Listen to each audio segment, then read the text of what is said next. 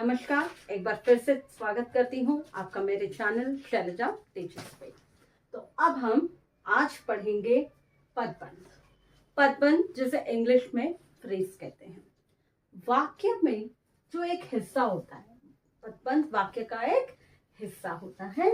वो ऐसे शब्दों का समूह है जो मिलकर वाक्य में किसी खास अर्थ की ओर संकेत करते हैं, किसी खास अर्थ का बोध कराते हैं, उसे हम पदबंध कहते हैं। परीक्षा में आप इन्हीं शब्दों में आपको लिखना है। अगर आपसे पूछा जाए पदबंध किसे कहते हैं तो आप लिखेंगे ऐसे शब्दों का समूह जो मिलकर वाक्य में किसी खास अर्थ का बोध कराते हैं, उसे पदबंध कहते हैं।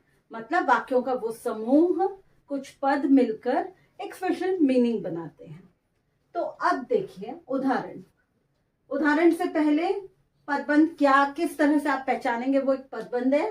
सबसे पहले पदबंध अपने आप में पूरा वाक्य नहीं होता है। पदबंध वाक्य का सिर्फ एक हिस्सा होता है और उसे हम उपवाक्य भी कहते हैं। तो आगे उदाहरण की तरफ चलते हैं। देखिए, लंका के राजा रावण को श्री राम ने मार दिया। लंका के राजा रावण की क्या स्पेशलिटी इसमें बताई है कि वो लंका का राजा है। तो ये हो गया एक पदबंध जो रावण को डिस्क्राइब कर रहा है। लंका के राजा रावण को श्री राम ने मार दिया, ये जो है पदबंध का उदाहरण है। अब पदबंध के प्रकार की तरफ चलते हैं।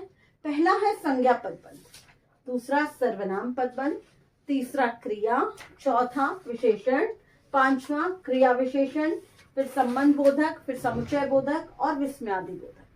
लेकिन क्लास 10th में आपको संज्ञा पदबंध, सर्वनाम पदबंध, क्रिया पदबंध, विशेषण पदबंध, क्रिया विशेषण पदबंध तक ही है।